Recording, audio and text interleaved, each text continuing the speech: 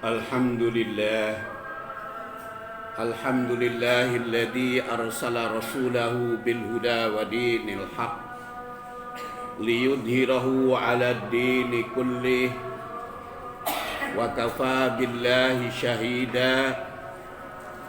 Asyhadu an la ilaha illallah wahdahu la syarikalah wa asyhadu anna Muhammadan abduhu alladzi arsalahu rasula.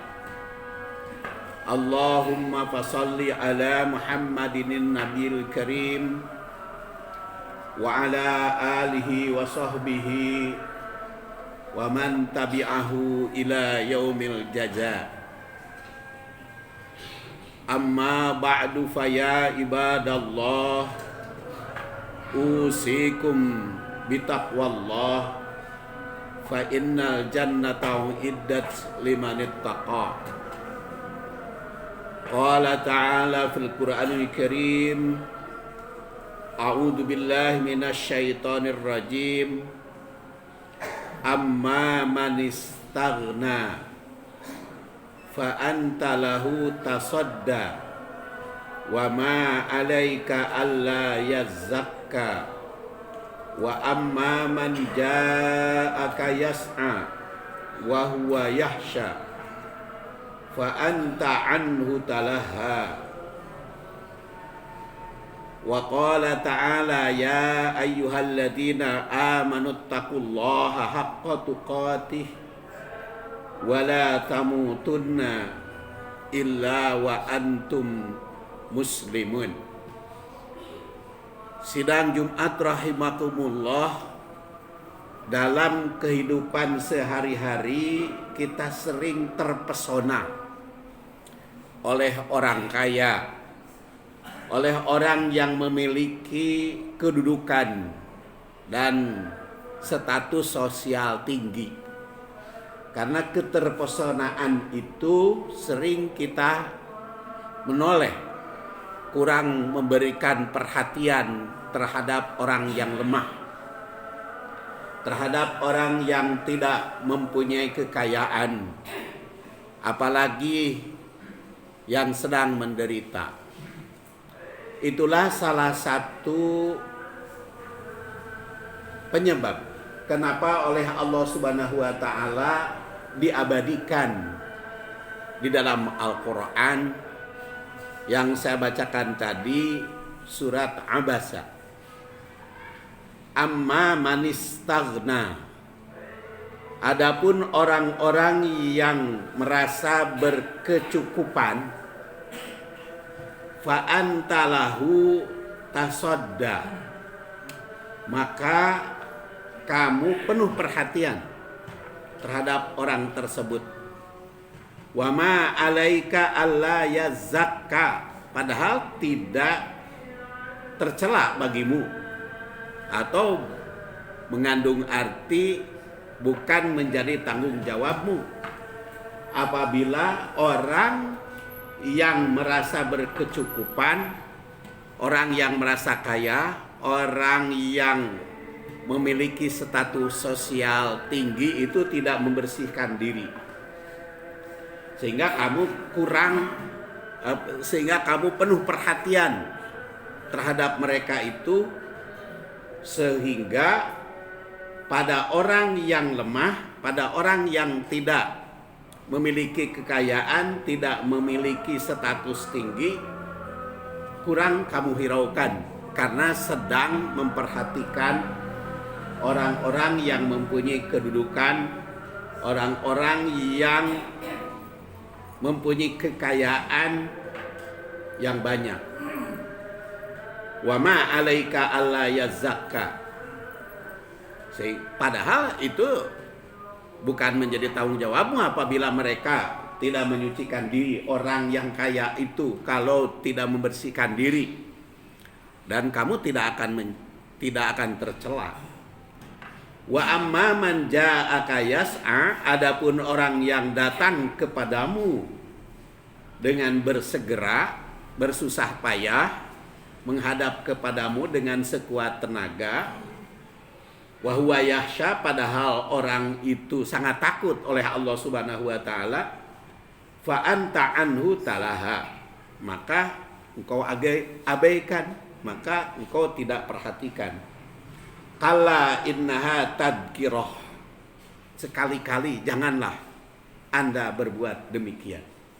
Sidang Jumat rahimakumullah, ayat ini turun berkaitan dengan peristiwa Abdullah bin Ummi Maktum yang pada saat itu datang menghadap secara khusus kepada Rasul, ingin mendapatkan perhatian, ingin mendapatkan bimbingan karena ingin membersihkan diri. Padahal pada saat itu Rasulullah SAW sedang konsentrasi memperhatikan orang besar, memperhatikan orang kaya, pembesar Quraisy, supaya seperti Umayyah bin Khalaf, Sa'ad Su'aibah, serta Utbah dan Su'aibah bin Rubai'ah. Sehingga karena orang-orang tersebut orang kaya, pembesar Quraisy, dan sedang berdialog dengan Rasul, dan Rasul mengharapkan orang-orang besar itulah yang menerima dakwah dari Rasul, karena beliau berkeyakinan kalau pembesar itu masuk Islam, kalau pembesar itu mendapat peringatan, itu bisa berdampak positif terhadap pembangunan umat. Maka Abdullah bin Ummi Maktum yang tunanetra, bukan orang kaya, dia itu hanya keturunan miskin, dia sengaja kepada Rasul. Maka secara manusiawi Rasul itu wajar lebih memperhatikan para pembesar. Nah, maka ayat ini turun, surat Abasa ayat 5 sampai 11 mengabadikan peristiwa tersebut.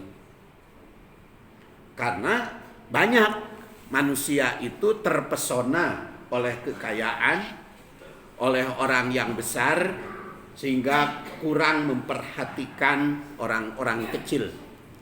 Jadi keterkaitan ayat ini, ayat yang saya bacakan tadi, surat Abasa ayat 5 sampai 11, keterkaitan pertama, Rasul memperhatikan pembesar yang kurang memperhatikan orang kecil. Ayat 5 dan 6 itu menandaskan mengapa lebih memperhatikan orang yang sudah cukup.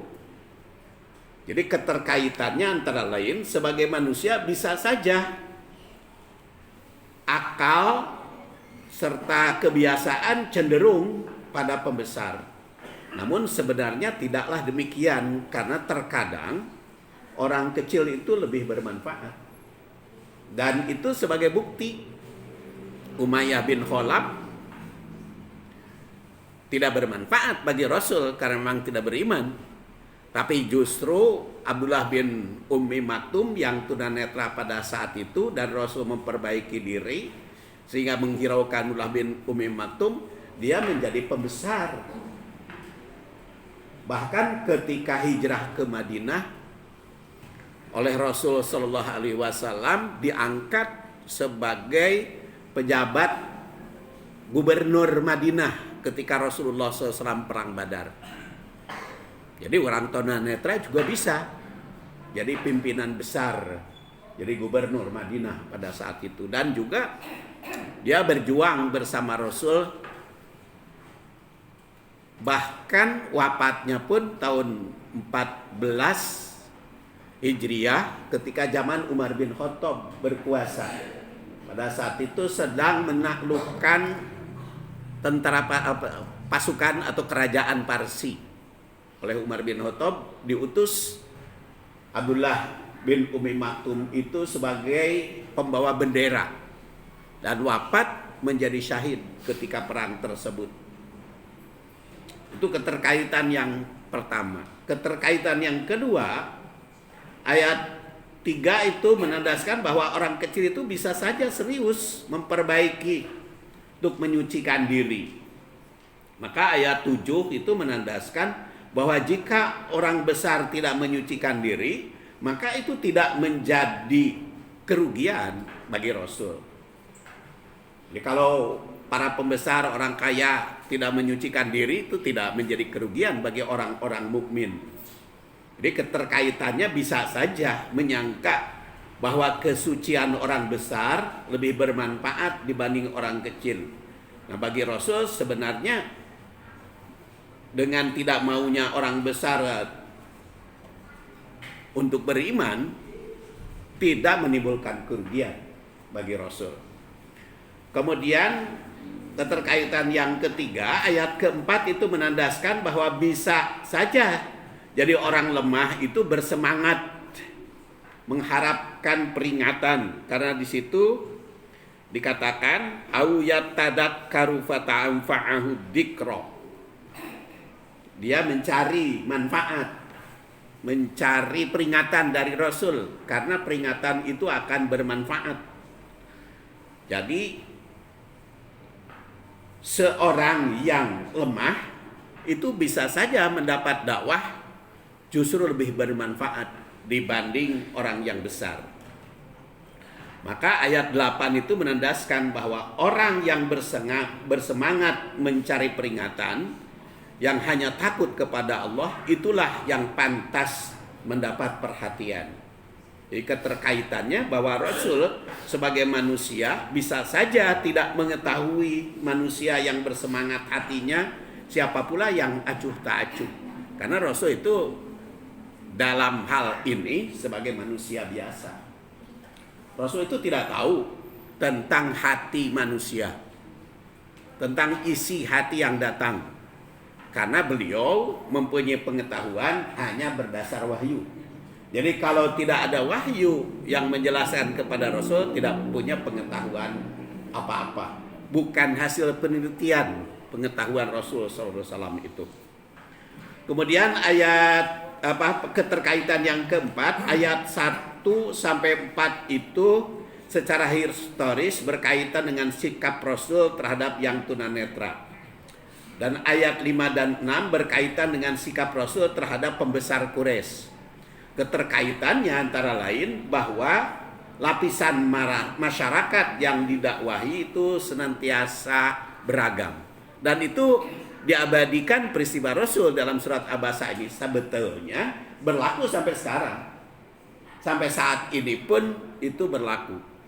Jadi kalau Quran bercerita dengan peristiwa yang lalu seperti Abdullah bin Umi Maktum, kemudian Umayyah bin Khalaf, atau tadi Syuaibah bin Rubai'ah, sampai sekarang pun ada orang semacam itu. Yang orang pembesar itu lebih mendapat perhatian, kita sering terpesona oleh orang yang tampilnya hebat, oleh orang yang kekayaannya demikian kuat, sehingga apa yang datang kepada kita bukan pembesar tidak kita hiraukan. Dan ini peringatan dari Allah Subhanahu wa taala.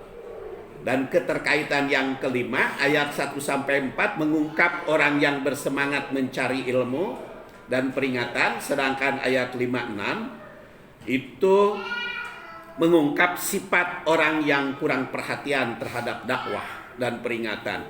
Keterkaitannya merupakan pendidikan sikap bagi kita. Maka seorang dai, seorang guru jangan sampai terpesona oleh kekayaan yang menjadi murid atau oleh kedudukan orang tuanya atau status sosial kehidupannya. Dan begitu pula nanti kita sebagai rakyat di dalam memilih pemimpin. Kadang-kadang kita memilih pemimpin tuh yang dianggap kekayaannya atau yang statusnya hebat sehingga dianggap sepele oleh oleh kita orang-orang yang biasa saja. Padahal yang menjadi pemimpin itu adalah yang memiliki kemampuan untuk membina masyarakat, untuk menegakkan keadilan hukum dan kesejahteraan rakyat. Sidang Jumat rahimakumullah, tentu saja surat Abasa ayat 5 sampai ayat 11 ini memberikan peringatan kepada kita, memberikan perhatian bagi kita agar berhati lapang di dalam rangka memilih pemimpin mana yang bagus, mana yang mendatangkan kesejahteraan. Jangan terpikat oleh kekayaan, jangan terpikat oleh kedudukan atau status atau mungkin turunan siapa. Karena kadang-kadang turunan hebat tidak menunjukkan kehebatan. Ya seperti tadi dikisahkan di dalam asbabun nuzul ayat ini, Umayyah bin Khalaf itu keturunan pembesar Quraisy. Demikian pula Su'aibah bin Rubai'ah itu adalah para pembesar. Beda dengan Abdullah bin Ummi Maktum. Orang tuanya bukan pembesar, orang tuanya bukan gegeden, itu hanya orang biasa.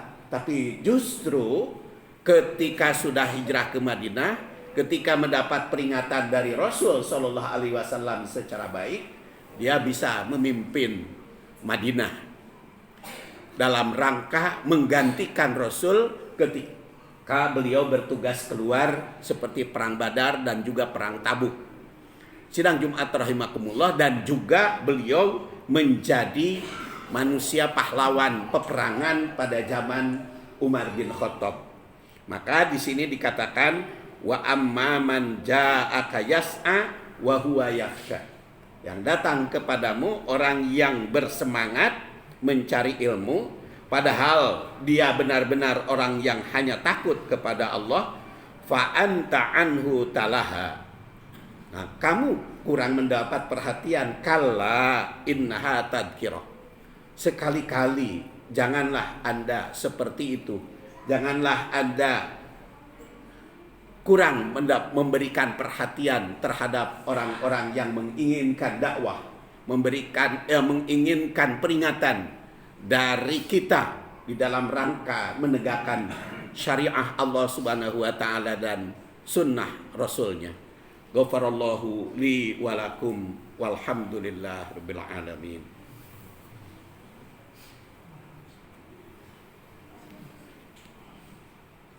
Alhamdulillahi wa kafa, wassalatu wassalamu ala nabil mustafa wa ala ahli syidki wal wafa.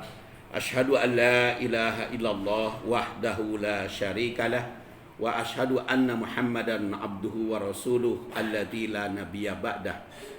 Amma ba'du fa ya ibadallah usikum bitaqwallah fa innal jannata uiddat liman ittaqah. Qala ta'ala fil Qur'anil Karim, a'udzu billahi minasyaitonir rajim, ya ayyuhalladzina amanu taqullaha haqqa tuqatih wa la tamutunna illa wa antum muslimun. Ada beberapa pelajaran dari apa yang sampaikan di dalam khutbah yang pertama tadi. Pertama, kita tidak mengetahui sifat orang-orang yang di hadapan kita. Jangankan kita, Rasul pun tidak mengetahuinya kalau bukan mendapatkan bimbingan wahyu. Oleh karena itu sadar pada kita, jangan sampai terjebak, jangan sampai terpesona oleh orang yang penuh kekayaan, orang yang merasa berkecukupan.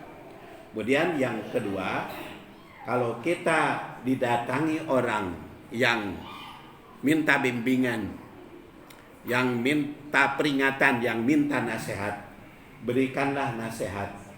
Jangan memilah-milah atas dasar kekayaan dan status sosial. Yang ketiga, kita jangan terlalu terpesona oleh status orang sehingga kurang memperhatikan orang yang lemah. Kadang-kadang orang yang lemah justru ketika dia memperbaiki diri bisa menjadi pembesar di hari kemudian. Dan orang yang pembesar itu bisa saja berbuat tidak adil terhadap masyarakat sehingga berbuat sewenang-wenang. Maka pada ayat terakhirnya kala innaha tadhkirah, jangan sampai terjadi seperti itu. Jadi Rasul Shallallahu Alaihi Wasallam dibimbing oleh Allah Subhanahu Wa Taala sebagai peringatan bagi kita semua. Mari kita akhiri dengan memanjatkan doa kehadirat Allah Subhanahu Wa Taala. Allahumma salli wa sallim wa barik ala Muhammadin wa ala alihi wa sahbihi ajma'in. Allahumma inna nas'aluka imanan kamila wa ilman nafi'a wa rizqan halalan thayyiban wasi'an bighairi hisab. Allahumma ighfir lana wa liwalidina wa lil mu'minina yauma yaqumul hisab. Rabbana hab lana min azwajina wa dzurriyyatina qurrata a'yun waj'alna lil muttaqina imama. Rabbana atina fid dunya hasanah wa fil akhirati hasanatan wa qina adzabannar. Subhana rabbika rabbil izzati amma yasifun wa salamun alal mursalin walhamdulillahi rabbil alamin. Aqimis shalah.